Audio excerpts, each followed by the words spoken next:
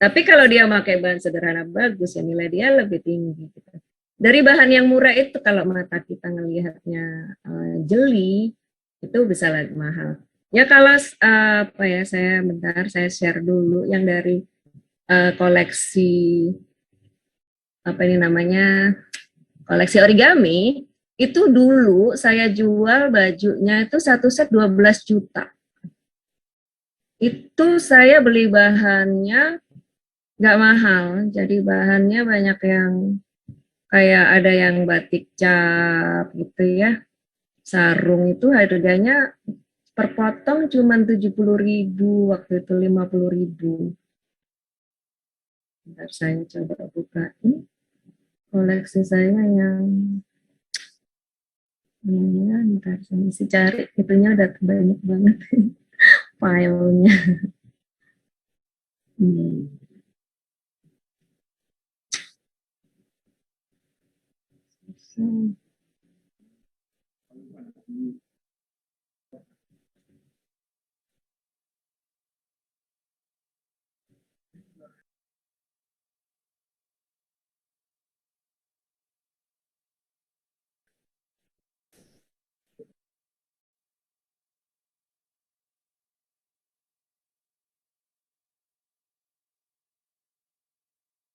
Banyak filenya ya Mbak Len. Iya.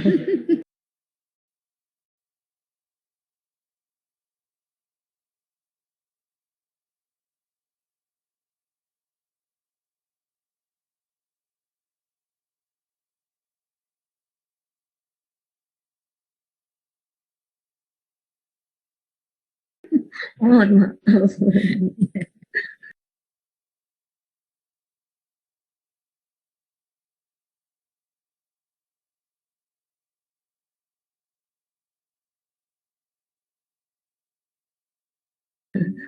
Bentar saya share.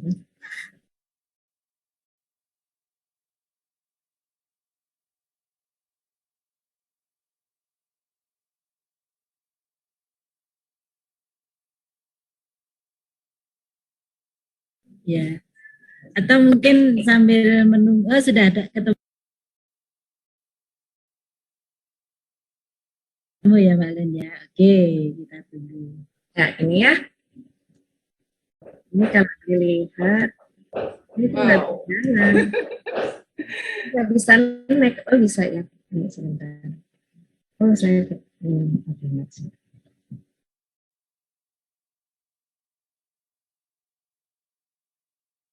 Nah ini ya, kalau diperhatikan ini bahannya ini bahan sarung Makassar yang per potongnya 75.000. Per meternya juga ada yang 60.000. Ini sarung Makassar ini. Ini batik cap yang harganya juga pada waktu itu, ini tahun 2009 ya Ibu-ibu. Udah lama sekali. Udah 10 tahun lalu. Jadi harga memang batik juga masih satu potong itu yang cap baru 60.000 segala macam. Ini nggak ada bahan mahal. Cantik kali Mbak Le, rasanya geram gitu ya. Origami geram. Ya ini murah semua, tapi saya waktu itu juga waktu ngedesain ini, saya memang mau pamer kejagoan saya dalam membuat baju dengan teknik origami. Jadi saya pakai bahannya juga eksperimennya udah 6 bulan sendiri, makan waktu karena polanya kan langsung dilipat dari bahan kotak gitu ya. Makanya saya nggak pakai bahan mahal-mahal waktu itu, karena costing yang lain itu udah cukup mahal eksperimennya. Terus saya juga waktu show ini sudah dibayarin sama The Body Shop, fashion show-nya, produksinya segala macem. Jadi saya juga berpikir kali ini saya mau pamer aja, pamer skill saya dalam mengolah pola gitu, pola-pola yang unik, pola baru ya, karena memakai teknik origami gitu. Jadi saya nggak berpikir bahwa baju ini akan laku gitu. Biarin aja, saya cuma mau pamer aja. Tapi ternyata di luar dugaan Baju ini laku keras, bahkan ada satu orang yang beli 12 set. Padahal satu setnya enaknya gitu, kalau desainer lain nggak pernah bikin atau desainer lain nggak bikin, mereka nggak bisa compare harga. Jadi walaupun ini bahan-bahannya murah, saya jual satu setnya dari 5 juta sampai 12 juta. Dan itu orang beli sampai 12 set juga nggak apa-apa. Karena dia suka dan kalau beli di tempat lain nggak ada. Ini artis-artis juga banyak beli nih, salah satunya yang saya ingat adalah BCL, beli buat dia konser. Ini Pak, ini polanya benar-benar yang kupu-kupu ini benar-benar pola dari langsung kain kotak gitu. Yang saya kasih pengerasnya pun juga eksperimen, ada yang pengerasnya lebih lembut sampai ke keras, itu eksperimen semua. Nah gitu, jadi jangan berkecil hati. Jadi bahan yang ada di lingkungannya itu bisa kok dimanfaatkan asal kita kreatif dan bisa dijual mahal. Alasannya kenapa mahal? Ini kan batiknya nggak mahal. Ada juga sih yang protes, ini kayak batik cap deh. Iya, tapi ilmu saya yang mahal. Eksperimen saya, ide saya yang mahal. Saya jawab begitu. Dan mereka bisa terima. Dan ternyata baju ini cuma tersisa sedikit sampai saat ini. Yang dari berapa saya bikinnya sekitar hampir 60 kan. Yang tadinya saya udah nggak kejual nggak apa-apa ini. Saya memang karena saya udah disponsorin, saya nggak keluar banyak uang juga. Saya pikir kenapa saya nggak eksplorasi aja seininya saya. Ini satu-satunya kayaknya ya dari semua koleksi saya yang polanya paling rumit lah. Gitu. Kalau yang lainnya polanya kalau mau dikasih sederhana semua, cuman main bahan dan warna dan motif. Iya. Ini saya bahan sarung. Ih, lucu-lucunya Allah. Ih, cantiknya. Tuh, bahan sarung. Ini juga apa kemeja ya, antara pola kemeja dan kebaya ini saya satuin. Jadi ini kemeja bagian depannya saya potong seperti itu baru. Ya gitu aja kreativitasnya, simpel-simpel. Tapi bisa apa ya, orang lihat oh, ini sesuatu yang baru. Gitu. Jadi ke anak-anak juga bisa ditekankan seperti itu. Jadi jangan selalu berangan-angan yang terlalu apa ya. Kalau kita mau memulai sesuatu, jangan mengharapkan sesuatu yang kita nggak ada. Jadi waktu saya juga memulai di sini, saya juga bukan anak orang beradang. Saya 9 bersaudara yang semua kuliah juga. Waktu saya kuliah mode ini berat ya tentunya buat keluarga saya. Jadi saya dulu juga waktu buat praktek, saya selalu beli bahan yang murah-murah gitu, yang per meternya 5.000, 10.000 Tanah Abang. Dan saya olah sendiri, saya apain lagi. Karena ya uangnya pas-pasan. Jadi jangan dibiasain mereka dengan gambaran bahwa oh di sini nggak ada apa-apa, itu nggak ada apa-apa, jangan. Apa yang ada justru kita harus gunakan. Terus jangan juga di lain itu juga jangan berkecil hati. Oh, aku anak daerah gitu. Enggak. Karena saya juga di Indonesia, tapi saya pede-pede aja gitu kalau berteman atau bertemu dengan desainer-desainer dari negara lain, dari ASEAN, dari apa, saya tetap pede gitu. Bukannya saya sok bagus enggak, tapi saya yakin gitu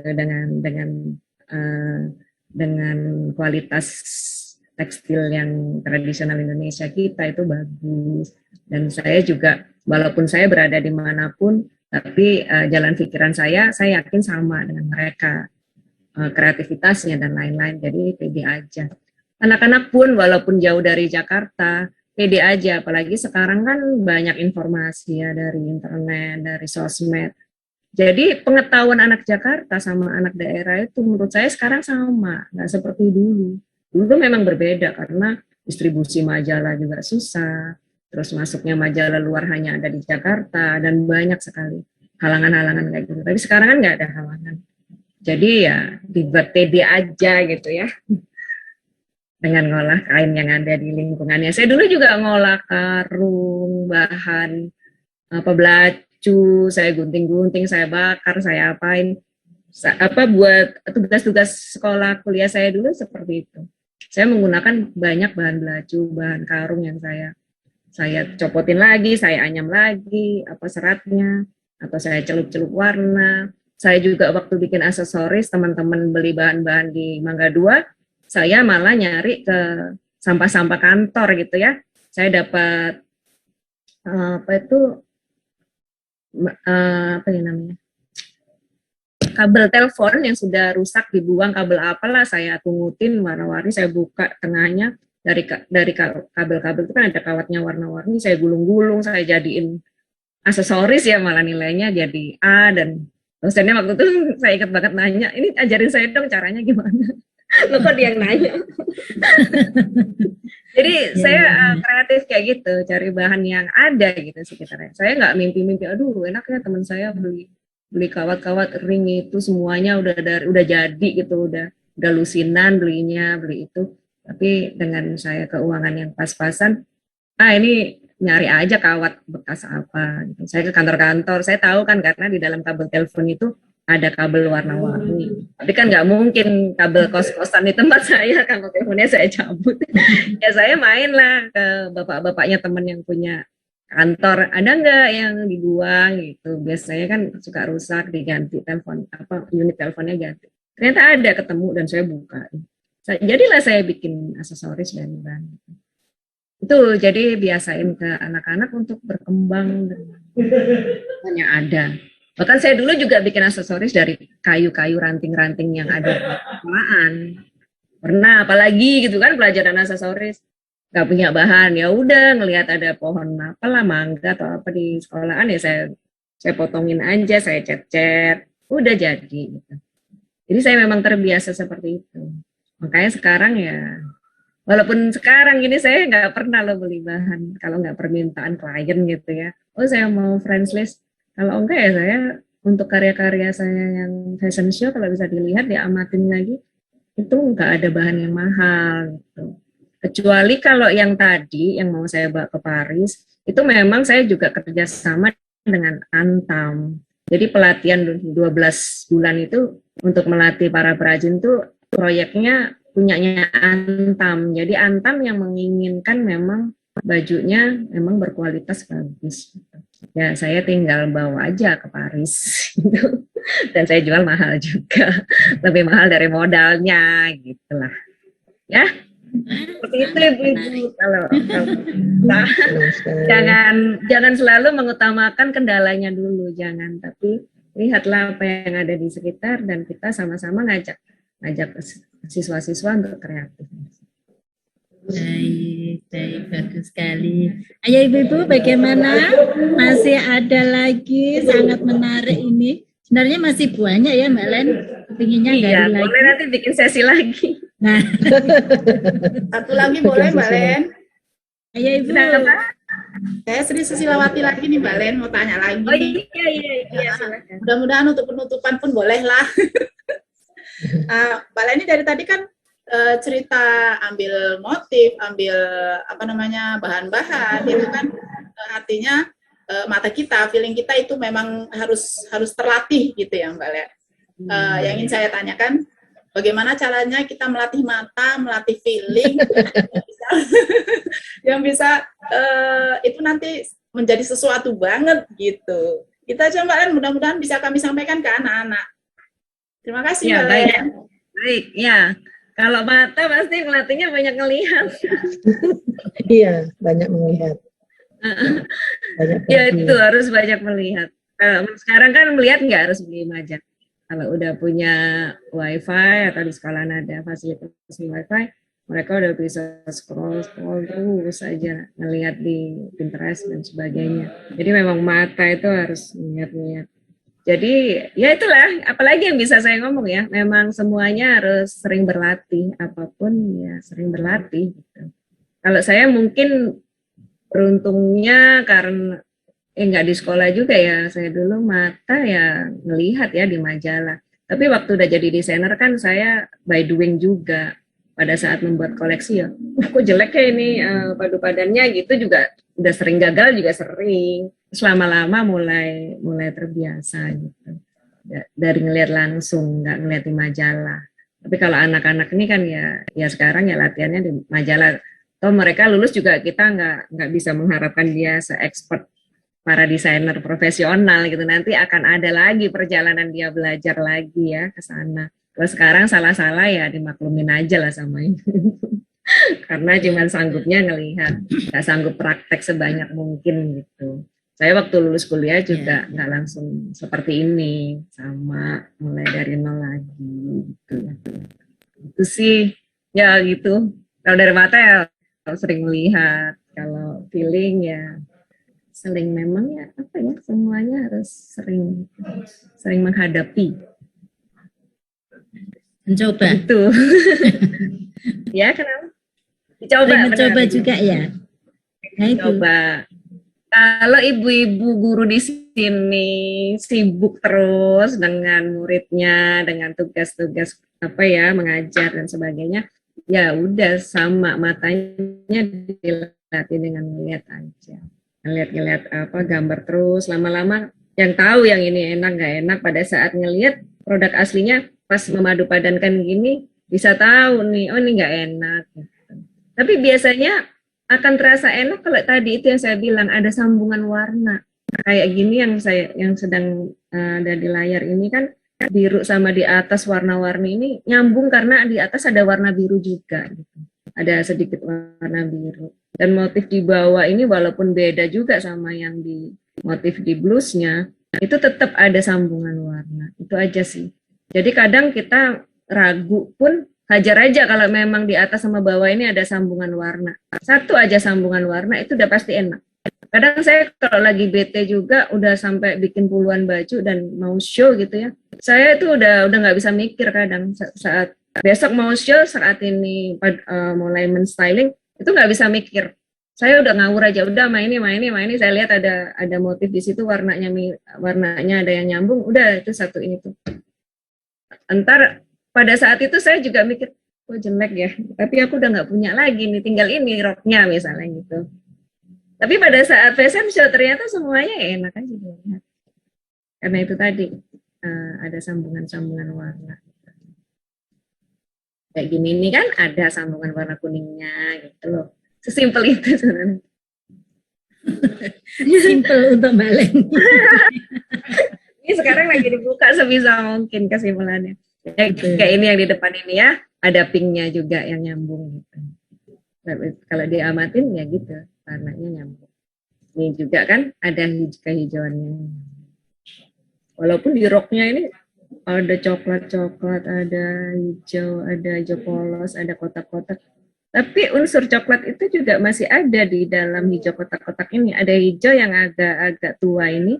Hijau ini kan agak menuju ke coklat, atau coklat ini menuju ke kuning. Orange itu kan ada mengandung, kalau digelapin lagi bisa jadi coklat. Nah itu kan sambungan-sambungan seperti itu yang pasti satuin gini kok ya enak aja.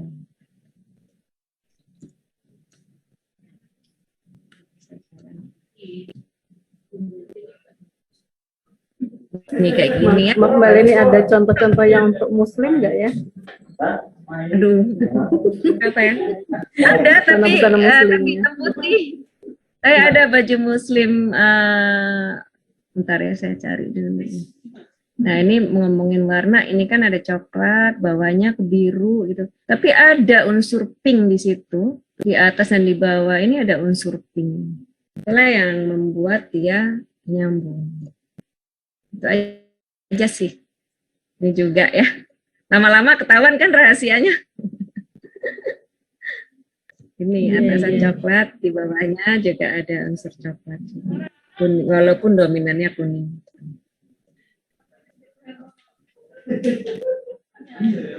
Nah, itu aja sih. Ntar saya cari baju muslim.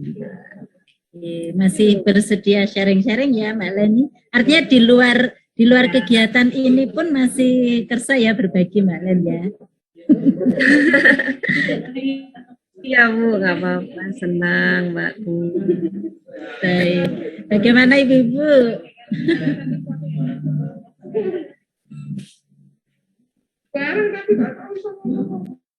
Luar biasa Mbak Leni, karya-karyanya tuh bikin gemes gitu ya Bu. Cuma kadang kita nggak Ini pede udah ya ya. Bu Ana.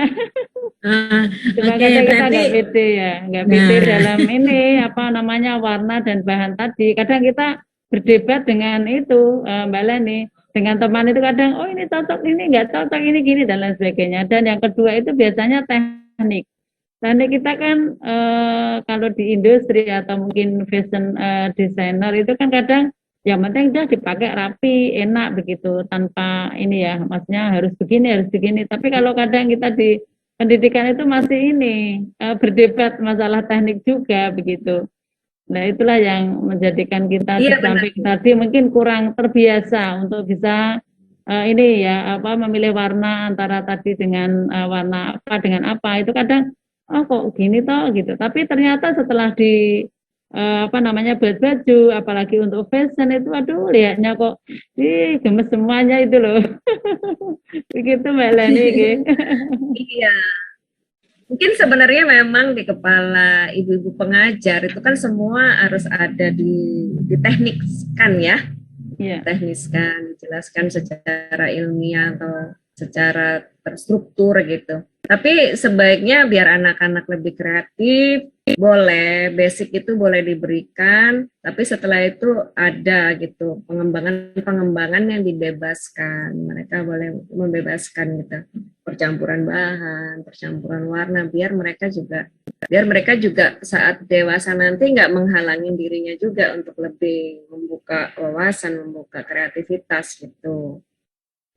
Karena apa ya, kalau di bidang desain memang ada beberapa level ya, mau jadi desainer atau mau jadi pembuat baju yang ready to wear gitu. Kalau desainer kan memang seperti saya dituntut untuk selalu kreatif. Tapi kalau pada saat kita untuk membuat baju yang ready to wear yang massal itu kreatifnya harus ditekan juga, nggak terlalu dominan. Kita lebih ngikutin pasar, apa yang sedang dicari masyarakat, itulah yang boleh kita bikin gitu biar baju kita laku. Karena di sini prinsipnya beda. Kalau fashion designer itu kan pencipta tren. Sedangkan kalau busana yang ready to wear yang untuk mass production itu adalah mengikuti tren, pelaku tren. Kalau sesuatu sudah menjadi tren di masyarakat, ya dia menyediakan itu. Tapi kalau fashion designer justru menghindari membuat baju yang sudah tren. Itu namanya desainer basi, nggak kreatif. Jadi kalau fashion designer ya harus menciptakan. Itu harus dijelaskan ke anak-anak bahwa kedepannya mereka mau seperti apa, mau menjadi apa. Kalau menjadi fashion designer, ya karyanya boleh dikreatifkan, yang di luar nalar juga boleh gitu. Karena memang itu yang ditunggu-tunggu dari seorang fashion designer. Itu tugasnya memang. Karena fashion designer nggak sekedar bikin baju ya. Fashion designer itu kan mendesain fashion. Jadi yang dia ciptakan adalah fashion yang baru, tren yang baru, bukan sekedar membuat baju. Tapi kalau untuk jualan, mass production nggak boleh kayak saya. Saya harus ngejual ke orang-orang gila juga gitu. Yang buat orang masyarakat baju saya dibuat karnaval, tapi buat mereka enggak, itu enggak karnaval. Dia ke pesta-pesta, ke apa, ke perkumpulan temennya, hangout, dia pakai baju saya. Gitu. Nah, itu memang orang-orang yang trendsetter kan, atau selebriti lah yang mereka mau tampil beda. Tapi kalau buat yang mass production nggak boleh kayak gitu, bisa nggak laku baju yang diproduksi banyak. Dia harus justru ngikutin apa yang sedang dicari sama masyarakat. Masyarakat lagi nyari kemeja putih yang bawahnya rimpel-rimpel, ya dia harus bikin. Gitu. Walaupun mungkin boleh memiliki ciri khas perbedaan sedikit dari kemeja rimpel-rimpel yang dibuat oleh brand-brand mass production lain. Dia mungkin ada apanya dikit. Oh aku kasih bros di kerahnya dikit biar beda sama yang lain. Itu yang nanti membuat pembeli memutuskan membeli punya dia apa yang lain gitu. Tapi sebenarnya pembeli itu emang nyari kemeja rimpel-rimpel itu karena si Sari ini lagi pakai itu misalnya. Dia nyari, tapi perbedaan dengan brand-brand massal biasanya langsung menyediakan semua punya. Tapi tinggal kita yang suka yang mana gitu. Mungkin dari pilihan bahan, dari pilihan rempelnya seperti apa, panjang pendek kemejanya seperti gitu-gitulah yang membedakan. Cuman gitu aja kalau mass production. Tapi kalau fashion designer ya dituntut untuk kreatif terus itu.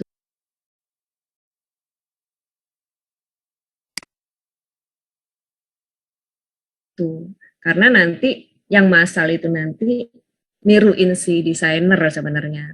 Desainer ini dipakai ini, ntar baru setelah dipakai artis dan lain-lain, baru masyarakat, oh keren ya, baru mereka menyediakan yang masalnya. Itu pun sudah dikurang-kurangin dari desain asli si desainer, lebih dipermudah, lebih di, misalnya punya saya tadi bukan baju muslim, dibikin baju muslim, mama dia versi baju muslim, ya seperti itulah.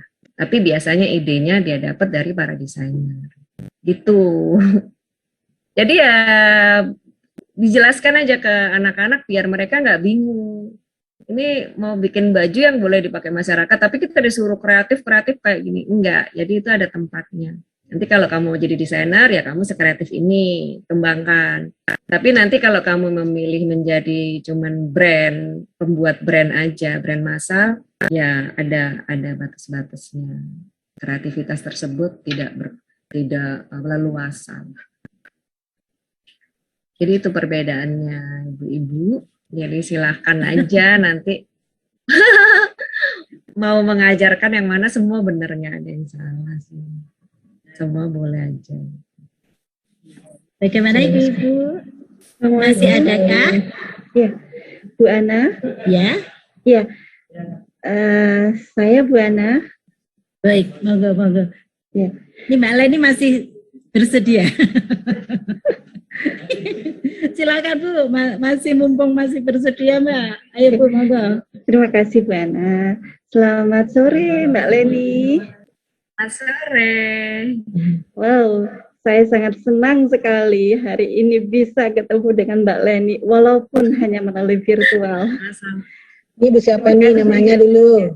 Iya, perkenalkan Mbak Leni, saya Sari Ratna dari kelas C, SMK Negeri 6 Surabaya. Mbak Leni, terima kasih sudah menginspirasi kami semua di sini. Pertanyaan saya, mungkin dalam perjalanan bisnis karir Mbak Leni mengalami jatuh bangun. Nah, kita yang sekarang ini guru-guru SMK juga dituntut untuk bisa memberikan ilmu entrepreneur kepada siswa.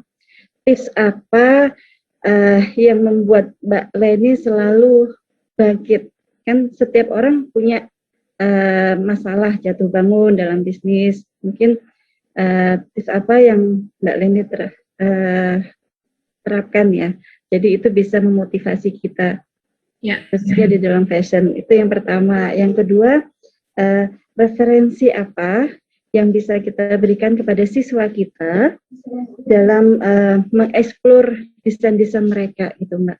Jadi anak-anak itu berani untuk mengeksplor itu, referensinya mungkin Mbak Leni bisa menginformasikan kepada kita. Yang ketiga, bagaimana agar murid-murid kita bisa aktif dalam kegiatan fashion itu mungkin ada kalau di Malang itu ada perkumpulan ya. Mungkin di daerah-daerah itu susah Mbak. Mungkin bisa diberikan informasi organisasi apa yang bisa diikuti oleh siswa atau guru-guru SMK. Terima kasih Mbak Leni. Baik, sama. Yang pertama, karena saya tuh nggak punya keahlian lain selain fashion. Jujur ya, passion ya. Kan kalau saya pribadi memang dari kecil gitu pengen jadi fashion designer, dan juga perjuangan sekolahnya juga panjang. Jadi itulah yang bikin saya nggak pernah menyerah gitu ya di bidang ini. Tapi kalau orang lain kan pasti punya motivasi sendiri. Kadang ada anak yang sekolah ini karena dipaksa orang tuanya atau nggak punya pilihan lain atau karena sekolah ini dekat ya, alasan-alasan yang nggak seperti saya. Ya agak sulit ya untuk setiap pribadi bisa ditanamkan harus tahan banting di sini. Karena saya lihat teman desainer saya sendiri aja banyak yang nggak tahan banting gitu, banyak yang meninggalkan lah kalau begitu sulit. Atau teman-teman kuliah saya dulu dari 86 satu angkatan, yang jadi desainer ya cuma saya juga waktu kuliah gitu. Jadi ya saya nggak tahu ya, kalau bagaimana seperti itu. Mungkin mesti orang per orang gitu ya pendekatannya gitu, melihat latar belakang mereka. Terus kalau yang kedua, bagaimana memotivasi ya mereka untuk terus kreatif, referensi segala macam. Referensi tentunya banyak. Kalau ide, tekankan bahwa di sekitar kita ini semuanya ide, benda-benda sekitar kita ini semuanya ide. Mau burung, mau laler, mau apapun, kayak tadi saya lebah aja juga bisa jadi baju gitu ya. Apa aja, tekankan bahwa di sekitar kita semua itu adalah inspirasi, nggak usah nunggu inspirasi dari mana-mana. Dan memang banyak dibebaskan mungkin ya yang buat mereka semangat gitu. Jangan terlalu boleh teknik-teknik itu sebagai basic aja, tapi biarkan mereka berkembang gitu, mengembangkan apa yang dari basic tersebut. Seperti saya tadi, membuat aksesoris dari logam gitu. Setelah itu bebaskan aja logam apapun.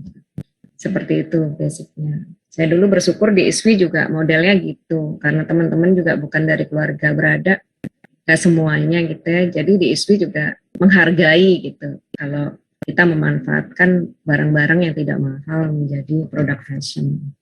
Itu sebenarnya bisa dikembangkan. Misalnya di pelajaran aksesoris, malah arahkan ke barang-barang yang mereka punya aja. Cari aja sampah yang ada di rumah kamu, olah. Itu mungkin membuat mereka semangat. Terus karena itu ada proses mereka aku menemukan bahannya dan menemukan pengolahannya sendiri. Terus pemakaian bahan juga jangan dipancing untuk memuja yang memakai bahan mahal gitu ya. Jadi mereka tidak menjadi role model, tapi angkatlah anak-anak yang selalu memakai bahan murah tapi bisa menghasilkan sesuatu yang bagus. Jadi itu bisa menjadi panutan gitu buat teman-temannya. Dan bebaskan mereka untuk, ayo temukan bahan yang di sekitar kalian aja untuk jadi baju.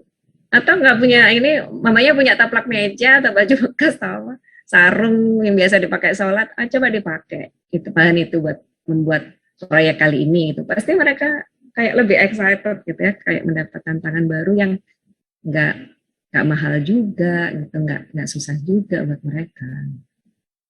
Pastinya kita punya taplak-taplak meja yang orang tua kita punya yang nggak kepake atau gimana, bisa dimanfaatin, kan itu udah ada sulaman-sulamannya atau ada dekorasinya.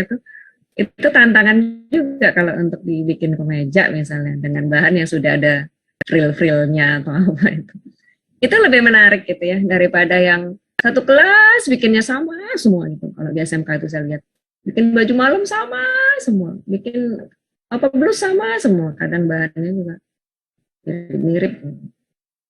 Itu kurang budaya berbedanya, jadi kurang budaya kreatifnya dikurang. Kalau bisa itu dikembangkan, memberi tantangan terus ke mereka untuk sesuatu yang baru dari yang basic. Misalnya diajarin kayak tadi sulam pita gitu ya. Coba bikin sulam pita yang beda gitu. Biasanya sulam pita kan pitanya kecil-kecil. Coba pakai pita yang lebar-lebar gitu, yang lebarnya 10 cm gitu kamu sulam gitu. Itu kalau saya sendiri selalu men-challenge diri saya seperti itu. Oke, sekarang saya kan bisa nyulam pita gitu. Coba kalau saya nyulam dari pita yang gede-gede gitu. Ya ternyata lucu pas jadi gitu. Dan cepet lagi kan, karena gede-gede jadi nggak serumit film pita kecil-kecil. Ya kayak gitu-gitulah. Itu kalau dipraktekkan ke mereka mungkin sangat menarik. Buat mereka challenging terus, karena mereka dilibatkan dalam menemukan sesuatu, mengembangkan sesuatu. Terus kalau untuk komunitas di Surabaya ya ini ya. Di Surabaya ada AFC, yang di AFC itu juga kita ada, selain member sebagai AFC, asosiasinya, ada juga kita membuka member sebagai komunitas. Jadi ada AFC Community Surabaya, itu boleh diikutin oleh siapapun. Siapapun pokoknya, tanpa terkecuali. Kalau ingin bergabung. Di situ akan mendapatkan informasi yang sama, nyaris sama dengan member di asosiasi. Kalau di masuk asosiasi itu dengan syarat-syarat, dengan interview, dengan pendaftaran, dengan segala macam syaratnya, dan ada juga pembayaran masuk yang kemungkinan nanti ke depannya akan di-free-kan.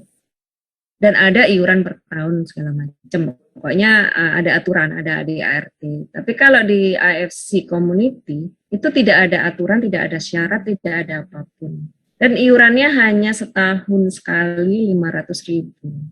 Siapapun boleh ikut dan akan mendapatkan informasi yang hampir sama dengan yang didapat oleh member asosiasi.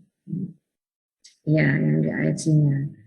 Terus kalau mau melihat trend forecasting itu juga bisa dilihat di websitenya. Di website Trend Forecasting Indonesia itu ada. Jadi itu ada tren ke depan, udah ada info-infonya di situ. Langsung di download aja juga bisa. Seperti itu.